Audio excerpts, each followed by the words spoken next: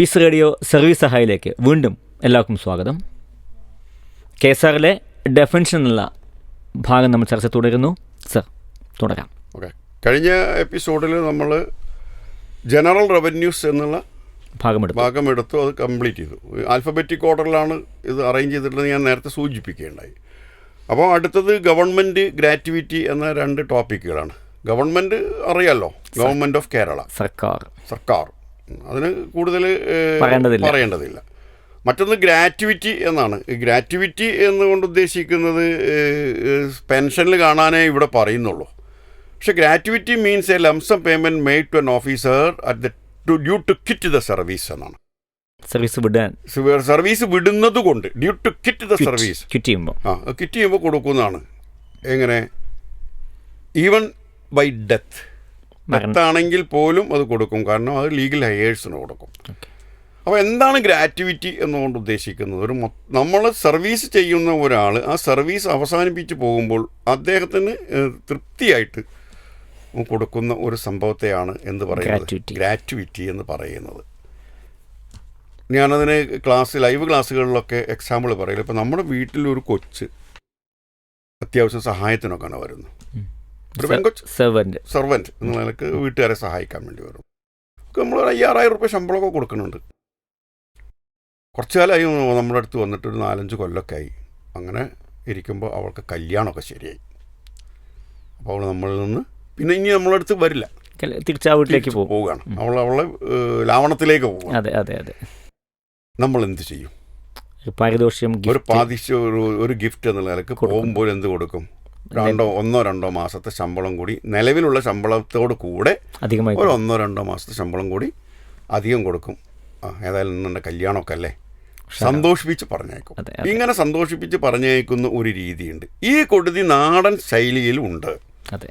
ഒരു പ്രൈവറ്റ് മേഖലയിൽ ജോലി ചെയ്യുന്ന ഒരാൾ ആ ജോലിയിലിരിക്കെ മരണപ്പെട്ടാൽ സ്വാഭാവികമായും മനുഷ്യത്വമുള്ളൊരു തൊഴിലുടമയാണെങ്കിൽ ആ കുടുംബത്തിന് എന്ത് കൊടുക്കും? കോമ്പൻസേഷൻ എന്നുള്ള നിലയ്ക്ക് എന്തെങ്കിലും ഒരു സംഖ്യ കൊടുക്കും. ഇത് തന്നെയാണ് ഗ്രാറ്റുവിറ്റി എന്നതിൻ്റെ ആശയം. സർക്കാരും ഇത് ചെയ്തുകൊണ്ടിരിക്കുന്നു. പ്രായം പൂർത്തിയായി സൂപ്പറാന്വേഷനിൽ റിട്ടയർ ചെയ്യുന്ന ജീവനക്കാരന് നേരെ ഇത് കൊടുക്കും. Gratuity, a lump sum payment made to an officer due to quit the service. The very same amount will be paid to the legal heirs in the event of the death of an officer എന്ന അതേ തുക തന്നെ കൊടുക്കും എന്നർത്ഥം. ഇയാൾക്ക് കിട്ടാൻ അർഹതയുള്ള അതേ തുക അനന്തരാവകാശികൾക്കും കൊടുക്കുന്ന ഈ മൊത്ത തുകയെയാണ് ഗ്രാറ്റുവിറ്റി എന്നുകൊണ്ട് ഉദ്ദേശിക്കുന്നത്. ഇതിൻ്റെ ഡീറ്റെയിൽഡ് സ്റ്റഡി നമുക്ക് പെൻഷൻ എന്ന് പറഞ്ഞ ടോപ്പിക്കിൽ വരുന്നുണ്ട്. അപ്പോൾ ഇവിടെ ഗ്രാറ്റുവിറ്റിയെക്കുറിച്ച് ഒരുപാട് പറയാനുള്ളത് കൊണ്ടാണ് ഡെഫിനിഷനിൽ അത് എഴുതാതിരുന്നത്.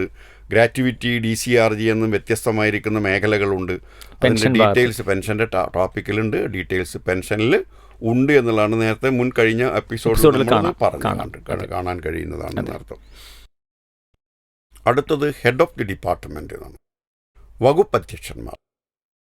Head of the department includes officers who have been declared by government to be head of the department.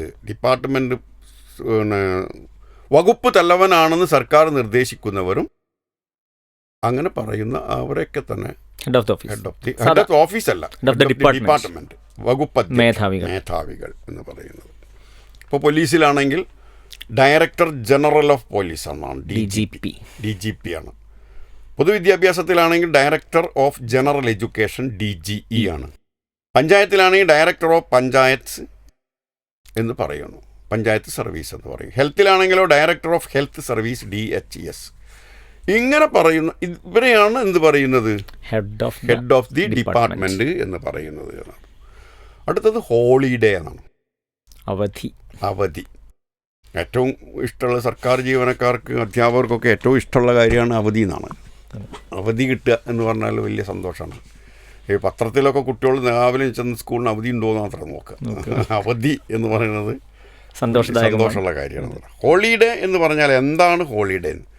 Holiday prescribed or notified by under Section 25 of the Negotiable Instrument Act 1885. അതാണ് ഹോളിഡേ. നെഗോഷ്യബിൾ ഇൻസ്ട്രുമെൻ്റ് ആക്ട് 1881 ആണ്, 1885 അല്ല, 1881. 1881 negotiable instrument ആക്ടിൻ്റെ section 25 അനുസരിച്ച് അനുവദിക്കുന്നതാണ് എന്ത് പറയുന്നത്, അവധി എന്ന് പറയുന്നത്. പലപ്പോഴും കേട്ട് കാണും നെഗോഷ്യബിൾ ഇൻസ്ട്രുമെൻ്റ് ആക്ട്. തൊഴിലാളി തൊഴിലെടുത്തിട്ടില്ലെങ്കിലും തൊഴിലെടുത്തതുപോലെയുള്ള സേവനവും വേതനവും അനുവദിച്ചുകൊണ്ട് തൊഴിലിൽ നിന്ന് മാറി നിൽക്കാൻ അനുവദിക്കുന്നതിനെയാണെന്ന് പറയുന്നത് നെഗോഷ്യബിൾ ആക്ട് അനുസരിച്ചുള്ള ഹോളിഡേ എന്ന് പറയുന്നത്. ഞായറാഴ്ച നിങ്ങൾ സ്കൂളിൽ പോകണ്ടേ? പോകണ്ടായിരുന്നു. പക്ഷെ നിങ്ങൾ പോയിട്ടില്ലെങ്കിലും എന്താ, അത് സാലറിയാണ്, വിത്ത് സാലറിയാണ്, സർവീസുമാണ്. അപ്പം അതിനെയാണ് എന്ത് പറയുന്നത്, അവധി എന്ന് പറയുന്നത്. അതിന് ഹോളിഡേ. മനസ്സിലായോ? സിമ്പിൾ. മധ്യവേനൽ അവധിയിൽ നിങ്ങൾ പോകുന്നുണ്ടോ? ഇല്ല. അതും ഹോളിഡേനെ അല്ലേ? അല്ല, അത് വെക്കേഷൻ 2 മാസത്തെ വെക്കേറ്റ് ചെയ്തു. നിങ്ങൾക്ക് പോകുന്നതിനെ നിങ്ങളെ വെക്കേറ്റ് ചെയ്ത്, അത് നെഗോഷ്യബിൾ ഇൻസ്ട്രുമെൻ്റ് ആക്ട് അല്ല. അത് നിങ്ങൾക്ക് വെക്കേറ്റ് ചെയ്ത് തന്നിരിക്കാം. അപ്പോൾ ജൂൺ മുതൽ മാർച്ച് 31 വരെ നിങ്ങൾ ജോലി ചെയ്യണം, ഡ്യൂട്ടിയിലാണ്. അത് അക്കാഡമിക് ഇയറുമാണ് നിങ്ങൾ ഡ്യൂട്ടി ചെയ്യേണ്ടത്. ആ ഡ്യൂട്ടി ചെയ്യാൻ നിങ്ങളെ കമ്പൽ ചെയ്യുന്നതിനിടയിൽ ഡ്യൂട്ടിയിൽ നിന്ന് മാറി നിന്നാലും നിങ്ങൾ ഡ്യൂട്ടിയും പോകുന്നില്ല, കാശും പോകുന്നില്ല, ശമ്പളവും കുറയുന്നില്ല. അങ്ങനെ മാറി നിൽക്കുന്നതിനെയാണ് എന്ത് പറയുന്നത്, ഹോളിഡേ എന്ന് പറയും. അത് നെഗോഷ്യബിൾ ഇൻസ്ട്രുമെൻ്റ് ആക്ട് അത്ര നല്ല നിയമമൊന്നുമല്ല. കാരണം ബൂർഷകളെയും ബഹുരാഷ്ട്ര കുത്തകകളെയും ഒക്കെ സഹായിക്കുന്നത് തന്നെയാണ്. പക്ഷേ ജീവനക്കാരനെ ഈ ഒരു മേഖലയിൽ ഇങ്ങനൊരു കൊടുക്കുന്നുണ്ട് എന്ന് മാത്രം. നെഗോഷ്യബിൾ ഇൻസ്ട്രുമെൻ്റ് ആക്ട് 1881 ആക്ട് ഇന്നും ലോകത്തിൽ നിലനിൽക്കുകയാണ്. അത് പ്രൊഡക്റ്റീവ് മേഖലയിലെ അവരുടെ സുരക്ഷിതത്വത്തിന് വേണ്ടി ഉണ്ടാക്കിയതാണ്. എന്നുണ്ടാക്കിയ നിയമം 1881. ഇന്ത്യ സ്വതന്ത്രമാകുന്നതിന് വേണ്ടി ഇന്ത്യൻ നാഷണൽ കോൺഗ്രസ് രൂപീകരിച്ചത് 1885. അപ്പോൾ 1885 മുമ്പ്, കാരണം ഇന്ത്യ സ്വതന്ത്രമാകുന്നതിന് വേണ്ടി ഒരു മൂവ്മെൻറ്റ് ഇന്ത്യയിൽ ഉടലെടുക്കുന്നത് 1885. കോൺഗ്രസ് എന്ന് പറയും, ഇന്ത്യൻ നാഷണൽ കോൺഗ്രസ് എന്ന് പറയുന്ന മൂവ്മെൻറ്റാണ്. INC അത് മൂവ്മെൻറ്റാണ്, അതല്ലാതെ ഒരു രാഷ്ട്രീയ പാർട്ടിയല്ല. ആ മൂവ്മെൻറ്റ് ഉടലെടുത്തത് 1885 1881 എന്തുണ്ടാവുന്നത്, ഈ ആക്ട് ഉണ്ടാവുന്നത്. അപ്പോൾ ആരുണ്ടാക്കിയ ആക്ടാ? ബ്രിട്ടീഷുകാരുണ്ടാക്കിയതാണ്. അത് വളരെ അതിന് കൂടുതൽ പഠിക്കുമ്പോൾ കുറേ പ്രശ്നങ്ങളുണ്ട്. കാരണം അവിടെ എപ്പോഴും ആരെ സഹായിക്കുക, എംപ്ലോയറെയാണ് സഹായിക്കുക. എംപ്ലോയറെ സഹായിക്കുന്ന തൊഴിൽദായകനെയാണ് സഹായിക്കുന്നത്. അതിനെ ഞാൻ പറയുന്നൊരു രീതിയുണ്ട്. ഇപ്പോൾ ഒരു ഷുഗർ ഫാക്ടറിയിൽ കരിമ്പങ്ങ് ഫീഡ് ചെയ്യുന്നു, ഷുഗർ കെയിൻ ഫീഡ് ചെയ്യുന്നു, ഈ തലക്കെ ഫീഡ് ചെയ്ത് അത് വിവിധ യൂണിറ്റുകളിലൂടെ കടന്ന് ഏറ്റവും ഒടുവിൽ ഷുഗറായിട്ട് പാക്ക് ചെയ്ത് തൂക്കം കഴിഞ്ഞ് പാക്ക് ചെയ്ത് സീലടിച്ച് എന്ത് ചെയ്യണം, കൺവെയർ വഴി പുറത്ത് പഞ്ചസാര ചാക്കായിട്ടുണ്ട് വരും. അതാണ് ഒരു ഷുഗർ ഫാക്ടറി. അപ്പോൾ ഈ ഷുഗർ കെയിൻ ഫീഡ് ചെയ്യുന്ന ആളാണ് മിഷനുമായി ഏറ്റവും അടുത്ത് ഇടപഴകുന്നത്. കമ്പനിയാണ് കേട്ടോ. അപ്പോൾ നെഗോഷ്യബിൾ ഇൻസ്ട്രുമെൻ്റ് ആക്ട് എവിടെ ബാധകമാണ്? ഇവിടെ ബാധകമാണ്. പക്ഷേ ഇതിൽ അപകടകരമായ ജോലി ചെയ്യുന്ന ആരാണ്? ഷുഗർ കെയിൻ ഫീഡ് ചെയ്യുന്നവൻ മാത്രമേ. ബാക്കിയുള്ളതൊക്കെ ഓട്ടോമാറ്റിക്കായിട്ട് നടന്നു പോകും. പാക്കിംഗ് അടക്കം നടക്കും. ഇത് എടുത്തു കൊടുക്കാൻ മെഷീനില്ല, അത് മാനുവലി ചെയ്യണം. ഈ മാനുവലി ചെയ്യുന്ന ഒരു ഉദ്യോഗസ്ഥൻ്റെ ഒരു തൊഴിലാളിയുടെ കൈ കുടുങ്ങിപ്പോയി, മെഷീനിൽ പെട്ടാൽ നിങ്ങൾ തിരിച്ചെടുക്കണം എന്നുണ്ടെങ്കിൽ മെഷീൻ നിർത്തണം. ഇതൊരു യൂണിറ്റ് ഒന്നിച്ചൊരു മെഷീൻ ആയതുകൊണ്ട് ഒരു ഭാഗം യൂണിറ്റിൽ നിർത്തിയാൽ എന്തുണ്ടാകും? എല്ലാം നിൽക്കും. എല്ലാം നിന്ന് കഴിഞ്ഞാൽ അതിലുള്ള എല്ലാ അസംസ്കൃത വസ്തുക്കളും മാറ്റിയതിന് ശേഷം പിന്നെ രണ്ടാമത് റീസ്റ്റാർട്ട് ചെയ്യാൻ പറ്റുള്ളൂ. അപ്പോൾ അത് നിർത്തിയിട്ട് ഇത്രയും സംഗതികൾ സമയം ചെലവഴിച്ച് വരുമ്പോൾ ആ ഉൽപ്പാദനത്തിൽ കമ്പനിക്ക് വരുന്ന നഷ്ടം വലിയൊരു നഷ്ടമായിരിക്കും. അതിനേക്കാൾ ലാഭകരം ആ ഉദ്യോഗസ്ഥൻ്റെ കയ്യാണ് മുറിക്കുക. കയ്യങ്ങ് മുറിച്ച് വെട്ടിയാണ് മുറിച്ചാൽ കയ്യും കൂടി പഞ്ചസാര ആയിക്കോളും, മുടങ്ങൂല്ല. അതിന് ഈ കക്ഷിക്ക് എന്തേ കൊടുക്കേണ്ടുള്ളൂ? കോമ്പൻസേഷന് കൊടുക്കേണ്ടുള്ളൂ. രണ്ടു കൂടിയും കാൽക്കുലേറ്റ് ചെയ്യുമ്പോൾ കൈ വെട്ടിയതിൻ്റെ പേരിൽ കൊടുക്കുന്ന കോമ്പൻസേഷനും ഇത്രയും സമയം ഇത് ഒഴിവാക്കിയിട്ടുള്ള കമ്പനി പ്രവർത്തനം വരുന്ന നഷ്ടവും കൂടി കാൽക്കുലേറ്റ് ചെയ്യുമ്പോൾ കൈ മുറിക്കല ലാഭമെങ്കിൽ കൈ മുറിച്ചതിൻ്റെ പേരിൽ എന്തുണ്ടാകുന്നില്ല? കമ്പനിക്ക് നഷ്ടം. കമ്പനിക്ക് കേസില്ല. നെഗോഷ്യബിൾ ഇൻസ്ട്രുമെന്റ് ആക്ട് പ്രകാരം കമ്പനിയാണ് വലുത്, വകവെച്ച് കൊടുക്കുന്നു. എന്നാണ് അപകടം. അപ്പോൾ നെഗോഷ്യബിൾ ഇൻസ്ട്രുമെന്റ് ആക്ടിന്റെ പ്രത്യേകത എന്താ? തൊഴിലാളിക്ക് വേണ്ടിയാണോ? അല്ല, നെഗോഷ്യബിൾ ഇൻസ്ട്രുമെന്റ് ആക്ട് ആർക്ക് വേണ്ടിയാണ്? മുതലാളിക്ക് വേണ്ടിയുള്ളതാണ്. പക്ഷെ അതിൽ ഇങ്ങനെ ഒരു ക്ലോസ് നമുക്ക് വേണ്ടി ഉണ്ട്. അത് ഇവിടെ നമ്മൾ തിരിച്ചറിയില്ല. അത് പറഞ്ഞത് നിങ്ങൾ കേൾക്കുമ്പോൾ എൻക്രോച്ച്മെൻറ്റ് ആക്ട് 1881 എത്ര നല്ല നിയമമുണ്ടോന്നോ അത്ര നല്ല നിയമമല്ല എന്നാണ് ഞാനതിന് ചില കുരുക്കളുണ്ട് അതിലുണ്ട്. അപ്പോൾ ആക്റ്റുകൾ എപ്പോഴും പിന്നെ എല്ലാ ആക്റ്റും അങ്ങനെയാണ്, ഇരുതല മൂർച്ചയുള്ള സാധനമാണ്. അപ്പോൾ ഹോളിഡേ ഏതാണ്ട് മനസ്സിലായല്ലോ, അവധി എന്നുകൊണ്ട് ഉദ്ദേശിക്കുന്നു. അടുത്തത് ഓണറേറിയം. നേരത്തെ നമ്മൾ ഫീ പഠിച്ചതുപോലെയുള്ള ഒരു സംഭവം തന്നെയാണ് ഓണറേറിയം. ഓണറേറിയം എന്ന് പറയുന്നത് മാനവേതനം എന്നാണ് പറയുക, മാനിച്ചുകൊണ്ട് തരുന്നത്. പക്ഷേ അതിൻ്റെ പ്രത്യേകത എന്താണ്? നേരത്തെ നമ്മൾ ഫീ പഠിച്ചത് it will be given from any source other than the general revenues of the state എന്നാണ്. Honorarium is paid from the consolidated recurring or non-recurring payment received by a government servant from the source of the general revenues. സർക്കാർ ഫണ്ടിൽ നിന്ന് തന്നെ. ഇപ്പോൾ ഒരു high school അധ്യാപകൻ paper വാല്യുവേഷന് പോയാൽ കാശ് കിട്ടും. SSLCൻ്റെ +2ൻ്റെ ആരാ തരുന്നത്? സർക്കാർ തരുന്നത്. ഓണറേറിയം. നിങ്ങൾ ഇലക്ഷൻ ഡ്യൂട്ടിക്ക് പോയാൽ കാശ് തരും. ഓണറേറിയം ആരാ തരുന്നത്? ട്രെയിനിങ് തരുന്നുണ്ട്. ഓണറേറിയം. അപ്പോൾ സർക്കാരിൻ്റെ ജോലി, സർക്കാരിൻ്റെ ഖജന കിട്ടുന്നത് ശമ്പളമല്ലാതെ നിരന്തരമായോ മൊത്തത്തുകയായോ കിട്ടുന്നത്. ഇപ്പം ഞാൻ സർവീസിലുണ്ടായിരുന്ന സമയത്ത് തന്നെ IMGയുടെയും CMATൻ്റെയും DPIൻ്റെ കപ്പാസിറ്റി ബിൽഡിംഗ് ട്രെയിനിങ്ങിനൊക്കെ ട്രെയിനിങ്ങിന് പോയിരുന്നു. സർവീസിലുള്ളപ്പോഴേ പോയിരുന്നു. കാരണം ആ സർവീസിലുള്ളപ്പോൾ പോകുമ്പോഴും എനിക്ക് അതിന് കാശ് കിട്ടും. പക്ഷേ ഓണറേറിയ മനസ്സിലായോ? അത് TA DA കോമ്പൻസേറ്ററി അലവൻസും കിട്ടും. ക്ലാസ് പെർഫോം ചെയ്യുന്നതിന് ഫീസും തരും. അത് ഓണറേറിയമാണ്. അപ്പോൾ honorarium recurring and non recurring. Next one joining time, പ്രവേശനകാലം. Joining time, the time allowed an officer to travel or join a new station which he is posted when an officer is transferred with the interest of public service. പൊതു താല്പര്യാർത്ഥം സ്ഥലം മാറ്റിയാൽ സ്ഥലം മാറ്റപ്പെട്ട സ്ഥലത്ത് പോയി join ചെയ്യാൻ വേണ്ടി relieved സ്റ്റേഷനിൽ നിന്നും റിലീവിംഗ് സ്റ്റേഷനിലേക്ക് യാത്ര ചെയ്യാനും ജോയിൻ ചെയ്യാനുമായിട്ട് സമയം അനുവദിക്കും. ആ സമയത്തെയാണ് ജോയിനിങ് ടൈം എന്ന് പറയുന്നത്. പ്രവേശനകാലം ഒരു ചാപ്റ്റർ തന്നെ വരുന്നുണ്ട്. പണിഷ്മെന്റ് സാധനം കിട്ടില്ല. അപ്പോൾ പണിഷ്മെന്റിന് ഇത് കിട്ടിക്കോളുന്നില്ല. ചിലപ്പം പൊതു താല്പര്യാർത്ഥമല്ലല്ലോ. ഇനി ലാസ്റ്റ് ഗ്രേഡ് സർവീസ് എന്ന് പറയുന്നൊരു സംഭവമുണ്ട്, LGS. Last grade service 16A ആയിട്ടാണ് പിന്നീട് വന്നതാണ്. KSR ഇറങ്ങുമ്പോൾ ലാസ്റ്റ് ഗ്രേഡ് ഇല്ല. പിന്നീട് ലാസ്റ്റ് ഗ്രേഡ് സർവീസ് എന്ന് പറഞ്ഞാൽ mean service in any post including the Kerala last grade service constituted by special rules എന്നാണ് പറയുന്നത്. സ്പെഷ്യൽ റൂൾസ് പ്രകാരം പിന്നെ കോൺസ്റ്റിറ്റ്യൂട്ട് ചെയ്ത ലാസ്റ്റ് ഗ്രേഡിൽപ്പെട്ട സർവീസ്. ഇപ്പോൾ ഓഫീസ് അറ്റൻഡൻ്റ് എന്നൊക്കെ പറഞ്ഞു ആ ഇതുണ്ടല്ലോ, സ്കീമുണ്ടല്ലോ, സ്കെയിൽ ഓഫ് പേയുടെ സ്കീമിലെ സ്റ്റാർട്ടിംഗ് സ്കെയിലിൽ നിയമിതരാകുന്നവരെയാണ് LGS എന്നുകൊണ്ട് ഉദ്ദേശിക്കുന്നത്. എന്ന പോസ്റ്റിലേക്ക് കൺവേർട്ട് ചെയ്യും. എന്നാലും ലാസ്റ്റ് ഗ്രേഡ് തന്നെയാണ്. അടുത്തത് ലീവ് സാലറി എന്ന് പറയും. ലീവിലിരിക്കുന്ന ഉദ്യോഗസ്ഥന് കൊടുക്കുന്ന ശമ്പളം ലീവ് സാലറിയാണ്.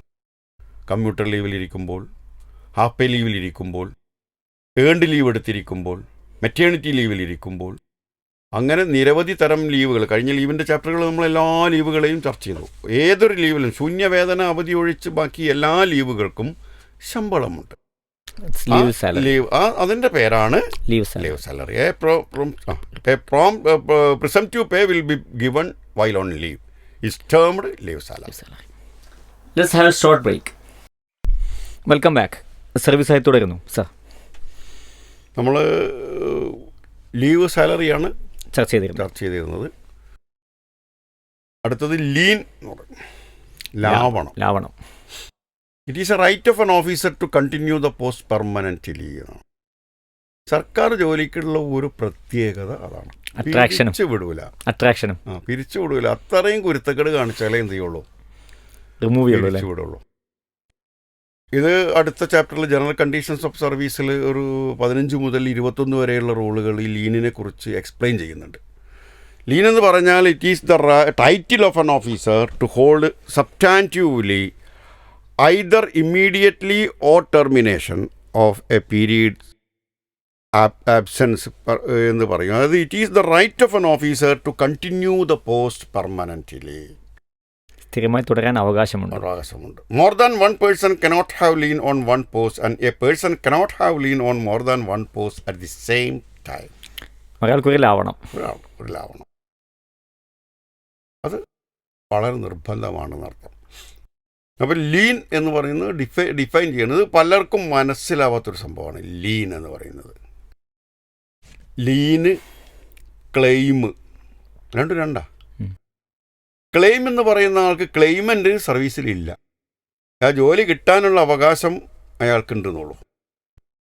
ലീൻ അങ്ങനെയല്ല, സർവീസിലുള്ള ആളാണ്, അതിൽ തുടരാനുള്ള അവകാശം അയാൾക്കുണ്ട് എന്നുള്ളതാണ്. രണ്ടും തമ്മിലുള്ള വ്യത്യാസം ആണ് ലാവണം. ഈ ലാവണത്തിൻ്റെ ഡീറ്റെയിൽ സ്റ്റഡി നമുക്ക് നെക്സ്റ്റ് ചാപ്റ്ററിൽ വരുന്നുണ്ട്. അടുത്തത് ലോക്കൽ ഫണ്ട്.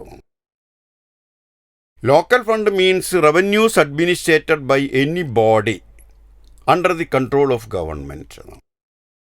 സർക്കാർ നിയന്ത്രണത്തിലുള്ള ഏതൊരു ബോഡിയും അഡ്മിനിസ്ട്രേറ്റ് ചെയ്തെടുക്കുന്ന റവന്യൂസ് ലോക്കൽ ഫണ്ടിലാണ് നിക്ഷേപിക്കേണ്ടത്, സർക്കാർ റവന്യൂവിലല്ല.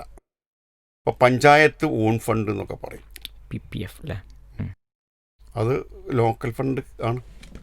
ലോക്കൽ ഫണ്ട് ഓഡിറ്റൊക്കെ ഉണ്ട്. KSEBയുടെ വരുമാനം ലോക്കൽ ഫണ്ടാണ്. കാരണം KSEBയുടെ ഫണ്ട്, KSEB സ്വന്തമായിട്ട് റവന്യൂ ആണ്. അതിൻ്റെ ഉൽപ്പാദനവും വിപണനവും നടത്തി അവർക്ക് റവന്യൂ ഉണ്ട്. ആ കിട്ടുന്ന കാശ് മുഴുവൻ അവരെന്ത് ചെയ്യുന്നു? ബാങ്കിൽ ഡെപ്പോസിറ്റ് ചെയ്യുക, സ്വരൂപിച്ച് വെക്കുന്നു. അവർക്കതിൽ നിന്ന് ബോധ്യപ്രകാരം കൈകാര്യം ചെയ്യുക, ക്രയവിക്രയം ചെയ്യുക, ശമ്പളം കൊടുക്കുക ഒക്കെ ചെയ്യാം. സർക്കാരിൻ്റെ നിയന്ത്രണം ഉണ്ട് താനും. അതാണ് revenues administered by any body under the control of government എന്ന് പറയും. അടുത്തത് മിനിസ്റ്റീരിയൽ സ്റ്റാഫ് എന്ന് പറയും. അപ്പോൾ മിനിസ്റ്റീരിയൽ സ്റ്റാഫ് എന്നും എക്സിക്യൂട്ടീവ് സ്റ്റാഫ് എന്നും രണ്ട് വിഭാഗം സ്റ്റാഫുണ്ട് എക്സിക്യൂട്ടീവിൽ. എക്സിക്യൂട്ടീവ് എന്ന് പറയുന്നത് ഭരണവിഭാഗമാണ്, ഭരണനിർവഹണ വിഭാഗമാണ് എക്സിക്യൂട്ടീവ് എന്ന് പറയുന്നത്. ആ എക്സിക്യൂട്ടീവിൽ രണ്ട് വിഭാഗമുണ്ട്, മിനിസ്റ്റീരിയലുമുണ്ട് എക്സിക്യൂട്ടീവ്. അപ്പോൾ എക്സിക്യൂട്ടീവ് എന്നുകൊണ്ട് ഉദ്ദേശിക്കുന്നത് ഒരു വകുപ്പ് എന്താണോ ഉദ്ദേശിക്കുന്നത്, അതിൻ്റെ ലക്ഷ്യം, എയിം എന്താണോ അത് ഡയറക്റ്റ് ഇംപ്ലിമെൻ്റ് ചെയ്യുന്നവരെയാണ് എക്സിക്യൂട്ടീവ് സ്റ്റാഫ് എന്ന് പറയുന്നത്. ഇപ്പോൾ പൊതുവിദ്യാഭ്യാസം, അവിടെ വിദ്യാഭ്യാസം കൊടുക്കലാണല്ലോ, വിദ്യ നൽകലാണല്ലോ, അത് എക്സിക്യൂട്ട് ചെയ്യുന്നത് ആരാ? ടീച്ചേഴ്സാണ്. അപ്പോൾ ടീച്ചേഴ്സ് പൊതുവിദ്യാഭ്യാസ വകുപ്പിലെ എക്സിക്യൂട്ടീവ് വിഭാഗമാണ്. പബ്ലിക് ഹെൽത്തിലാണെങ്കിലോ ഡോക്ടേഴ്സ് ആണ്, നേഴ്സസ് ആണ് എന്ത് ചെയ്യുന്നത്? എക്സിക്യൂട്ട് ചെയ്യുന്നത്. അപ്പോൾ അവരാണ് അതിൽ എക്സിക്യൂട്ടീവ് വിഭാഗം. പബ്ലിക് വർക്ക് ഡിപ്പാർട്ട്മെൻറ്റിലാണെങ്കിലോ എൻജിനീയേഴ്സ് ആൻഡ് ഡ്രാഫ്റ്റ് ഓവർസിയേഴ്സ് അവരാണ് എന്ത് ചെയ്യുന്നത്? അത് എക്സിക്യൂട്ട് ചെയ്യുന്നത്. അപ്പോൾ അവരാണ് അതിലെ എക്സിക്യൂട്ടീവ് വിഭാഗം. അപ്പോൾ എക്സിക്യൂട്ടീവ് വിഭാഗം എന്ന് പറയുന്ന ഒന്നും അവരുടെ കാര്യങ്ങളിൽ എഴുത്തുകുത്തുകളും മറ്റ് അക്കൗണ്ടുകളും സൂക്ഷിക്കുന്ന മറ്റൊരു വിഭാഗമുണ്ട്, അവരെ മിനിസ്റ്റീരിയൽ എന്നും പറയും. മിനിസ്റ്റീരിയൽ എന്ന് പറയുമ്പോൾ അവരാണ് വലിയ ആൾക്കാർ. കാരണം മിനിസ്റ്റീരിയൽ എന്നാണ് അവർ പറയുന്നത്. അതിൻ്റെ ശരിക്കുള്ള അർത്ഥം എന്താ? മിനിസ്റ്റർ എന്ന് പറഞ്ഞാൽ എന്താ? മന്ത്രിയാണ് ഈ വകുപ്പിൻ്റെ ആള്. അപ്പോൾ മന്ത്രിക്ക് വേണ്ടി കാര്യങ്ങൾ ചെയ്യുന്നവൻ എന്നുള്ള അർത്ഥത്തിൽ മിനിസ്റ്ററുടെ ആളായിട്ട് വരുന്നവരാണ് മിനിസ്റ്റീരിയൽ സ്റ്റാഫ്. മുകളിലാണ് സത്യത്തിൽ അവർ മിനിസ്റ്റീരിയലാണ്. അങ്ങനെ തന്നെയാണല്ലോ. തീർച്ചയായിട്ടും നിർവഹണമാണ്, ഭരണനിർവഹണത്തിൻ്റെ മിനിസ്റ്റീരിയൽ, അതായത് മന്ത്രിതല കാര്യങ്ങൾ ചെയ്യുന്ന, അതാണ് മിനിസ്റ്റീരിയൽ എന്ന് പറയുന്നത്. അല്ലാതെ അവരെ പലരും ഗുമസ്തൻ എന്ന് പറഞ്ഞ് കൊച്ചാക്കി കാണിക്കാറുണ്ട്, തരം താഴ്ത്താറുണ്ട്. വാസ്തവത്തിൽ അവർ തരം താഴ്ത്തപ്പെടേണ്ടവരല്ല, ഉയർത്തപ്പെടേണ്ടവരാണ്. കാരണം അവരാണ് ഈ കണക്കും കാര്യങ്ങളും എഴുത്തും ഉത്തരവാദികളും പ്രൊസീഡിങ്സും നോട്ട് ഫയലും ഒക്കെ തയ്യാറാക്കുന്നത് ആരാണ്? മിനിസ്റ്റർ സ്റ്റാഫാണ്. മറ്റവർക്ക് എന്തേ വേണ്ട പണിയുള്ളൂ? സൈൻ ചെയ്യൽ മാത്രമേ, നടപ്പിലാക്കൽ മാത്രമേ, ഇംപ്ലിമെൻ്റ് ചെയ്യൽ മാത്രമേ ഉള്ളൂ. അപ്പം മന്ത്രി തല കാര്യങ്ങൾ ചെയ്യുന്നത്, വകുപ്പ് തല മന്ത്രി എടുക്കുന്ന കാര്യങ്ങളിൽ അവർക്ക് വേണ്ട കടലാസുകളെല്ലാം ഒത്ത് അതിൻ്റെ പേപ്പറുകളും വർക്കുകളും കണക്കും ഓഡിറ്റും കാര്യങ്ങളും കൃത്യമായി ചെയ്തു കൊടുക്കുന്ന ഒരു വിഭാഗം, മന്ത്രിക്ക് വേണ്ടി ജോലി ചെയ്യുന്നവർ അല്ലെങ്കിൽ വകുപ്പിന് വേണ്ടി ജോലി ചെയ്യുന്ന അവരെയാണ് മിനിസ്റ്റീരിയൽ സ്റ്റാഫ് എന്നുകൊണ്ട് ഉദ്ദേശിക്കുന്നത് എന്നാണ് ഞാൻ ഇതിനെ അർത്ഥം വയ്ക്കുന്നത്. എൻ്റെ ശൈലിയിൽ ഞാൻ അങ്ങനെ പറയുന്നു. അവരാണ് ഉദ്യോഗസ്ഥർ. ബേസിക്കലി അവരാണ് എന്ത് ചെയ്യുന്നത്? ഭരണ നിർവഹണം നടത്തുന്നത് ആരാ? മിനിസ്റ്റീരിയൽ സ്റ്റാഫുകളാണ്. അപ്പോൾ മിനിസ്റ്റീരിയൽ സ്റ്റാഫ് എന്ന് പറഞ്ഞാൽ means an officer of a subordinate service whose duties are entirely clerical and any other class of officers specially defined as such by general or special orders of government എന്നാണ് KSRൽ ഇത് പറയുന്നത്, നിർവചിക്കുന്നത്. അപ്പോൾ entirely ക്ലറിക്കലാണ്, എഴുത്തുകുത്തുകളാണ് അവരുടെ ജോലി. അടുത്തത് മന്ത്. മാസം. നേരത്തെ ഡേ പറഞ്ഞതുപോലെ മാസം വളരെ കൃത്യമായിട്ട് പറയണം. Month means A calendar month. മാസം എന്ന് പറഞ്ഞാൽ ഒരു കലണ്ടർ മാസമാണ്. ഏതും ആവാം. But A period of 1 month it will be end on the day before the day corresponding to the succeeding month. If there is no day corresponding to the day in the succeeding month, then the last day of the month. കറക്റ്റായിട്ട് പറഞ്ഞു വെച്ചു. 20-ാം തീയതി മുതൽ ഒരു മാസം എന്ന് പറഞ്ഞാൽ അടുത്ത മാസം 20-ാം തീയതി അല്ല, അപ്പോൾ ഒരു മാസം ഒരു ദിവസമായി. അതെ, 19-ാം തീയതി ആ മാസം പൂർത്തിയാവും. ജനുവരി 31-ാം തീയതി മുതൽ ഒരു മാസം എന്ന് പറഞ്ഞാൽ ജനുവരി 31-ാം തീയതി മുതൽ ഫെബ്രുവരി 30-ാം തീയതി വേണ്ടത്. ഫെബ്രുവരി 30 ഇല്ല, 28 ഉള്ളൂ. അപ്പോൾ 28 തീരും. മനസ്സിലായോ? ഓക്കെ. അതാണ് മാസം. Month, calendar month. കുറേ എക്സ്പ്ലനേഷൻ അതുമായി ബന്ധപ്പെട്ട് പറയുന്നുണ്ട്. വിശദീകരിക്കേണ്ട ആവശ്യമില്ല. അണ്ടർസ്റ്റുഡാണ്. ഇനി നമ്മളുടെ ഒരു പദവിയെക്കുറിച്ച് പറയുന്നതാണ് അടുത്തത്. ഒഫീഷ്യേറ്റ് എന്ന് പറയും. പകരക്കാരൻ. ഒഫീഷ്യേറ്റ് എന്നാണ് പറയുന്നത്. Officiate means an officer officiate on a post when he performs the duties of a post on which another officer holds a lien. മറ്റൊരു ഉദ്യോഗസ്ഥനിലാവണമുള്ള തസ്തികയിൽ പരിപൂർണ അധികാരത്തോടു കൂടി ജോലി. കസേര മറ്റവൻ്റെ കയറിയിരിക്കുന്ന ആളും തീർന്നു. അല്ല, ജോലിയും പദവിയിലും പത്രാസുലും. പക്ഷെ ആ സീറ്റ് ആരുടെ അല്ല? അദ്ദേഹത്തിൻ്റെ അല്ല. ആ സീറ്റിൽ ആർക്ക് ആവണമുണ്ട്? വേറെ അവിടുന്ന് പോയ ഒരാൾക്ക് ലാവണമുണ്ട്. അങ്ങനെയുള്ള ആളുടെ ആ തസ്തികയാണെന്ന് പറയുന്നത് ഒഫീഷ്യേറ്റ് എന്ന് പറയുന്നത്. അപ്പോൾ ഇരിക്കുന്ന സീറ്റിൽ ലാവണവും ഇരിക്കുന്ന സീറ്റും അയാളുടെ ആണെങ്കിൽ അത് സബ്സ്റ്റാൻറ്റീവാണ്. രണ്ടും സൈമൾട്ടേനിയസ്ലി സീറ്റും ഉണ്ട് ലാവണവും ഉണ്ടെങ്കിൽ അത് സബ്സ്റ്റാൻറ്റീവാണ്. സീറ്റ് ഉണ്ട്, അവിടെ ലാവണമില്ല, അത് ഒഫീഷ്യേറ്റ്. പീസ് റേഡിയോ സർവീസ് സഹായിയുടെ ഈ എപ്പിസോഡ് അവസാനിക്കുന്നു. നമുക്ക് വീണ്ടും അടുത്ത ചാപ്റ്ററിൽ വീണ്ടും പുതിയ ടോപ്പിക്കുകൾ വരാം. നന്ദി എല്ലാവർക്കും.